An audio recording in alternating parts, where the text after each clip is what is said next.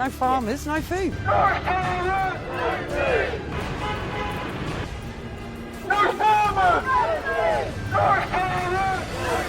I'm here at the farmers' protest in London, and the thing is, I think this sign says it super well, the final straw.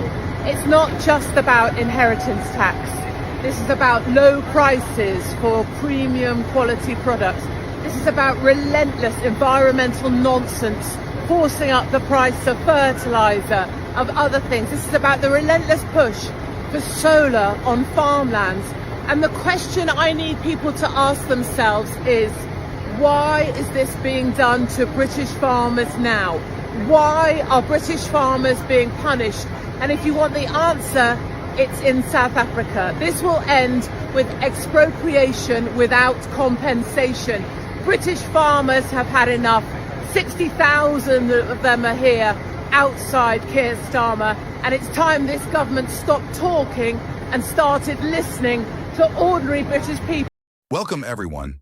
Today we are diving into the heated December 10th, 2024 live television confrontation between Keir Starmer and Katie Hopkins, which has ignited widespread debate and scrutiny. The encounter, marked by Hopkins' aggressive questioning, left Starmer visibly flustered, raising concerns about his leadership of the Labour Party. Starmer's reaction. During the heated exchange, Keir Starmer struggled to maintain his composure as Hopkins relentlessly criticized his leadership. Observers noted that he appeared taken aback by her accusations, especially regarding his economic policies and leadership style. The visible unease raised questions about Starmer's ability to handle pressure, a trait crucial for any political leader.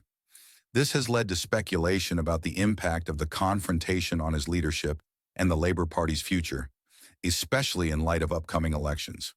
Before we dive in, please like, subscribe, and comment below with your thoughts on who you believe is the best leader for the UK at this time.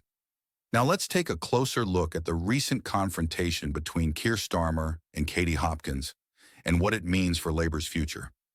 This incident has sparked widespread debate about Starmer's leadership, raising questions about his ability to lead the party effectively in the current political climate. Your figures very much differ from what the figures that the farmers are holding up in their banners today.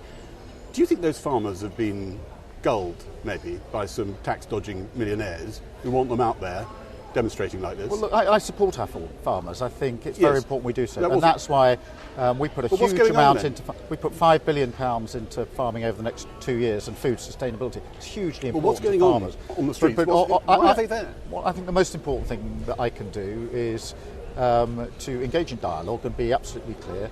For a typical case, parents wanting to pass on to their child a farm, so that's a typical case.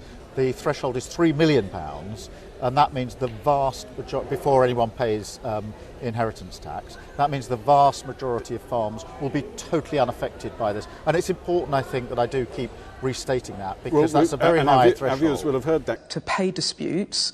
Are you telling me, seriously, that you did not have an inkling before the general election that you might have to find billions of pounds to settle those pay disputes? And why didn't you level with the British public about that? The previous government set the remit for the pay review bodies, the independent pay review bodies. And astonishingly, and we did not know this, and you did not know this either, they hadn't set an affordability criteria. Katie Hopkins sharply criticized Keir Starmer, accusing him of betraying the working class by focusing on policies that overlooked their struggles, like rising energy bills and poor health care. She claimed that Starmer's leadership has distanced the Labour Party from its traditional base. Hopkins also slammed Starmer's leadership style, calling him narcissistic and greedy, suggesting he prioritized power over reform. She further criticized his stifling of dissent, particularly by excluding voices like Nigel Farage, which she argued reflected a broader political establishment unwilling to engage with alternative views and silencing necessary debate.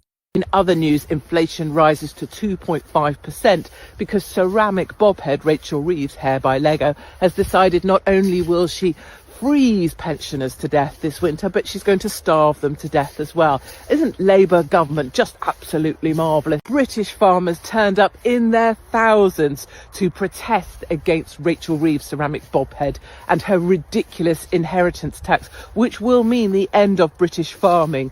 You know, Jeremy Clarkson was there and did a brilliant job of articulating what so many farmers have been feeling for so long. If there was one criticism, perhaps, it would be that it was a little bit too polite. Terms had obviously been agreed by the National Farmers Union and the government. 2 tractors were allowed into London, and I would suggest we need to get a little bit more French about the whole thing. What do you think? Comment below with your thoughts on Keir Starmer's performance during the confrontation with Katie Hopkins and how it might impact his leadership moving forward. Public response. The confrontation sparked a flurry of reactions on social media, with many commentators noting Starmer's inability to maintain control during the exchange. Some users expressed concern about his capacity to effectively lead the Labour Party, describing his performance as weak and indecisive. These comments added to the growing sense of dissatisfaction among certain sections of the electorate who feel that Labour is failing to address their needs. Implications for Labour. This televised confrontation highlights the difficult position Starmer faces as he attempts to navigate a politically charged environment. One quick message to Keir Starmer: don't underestimate the environmental lobby.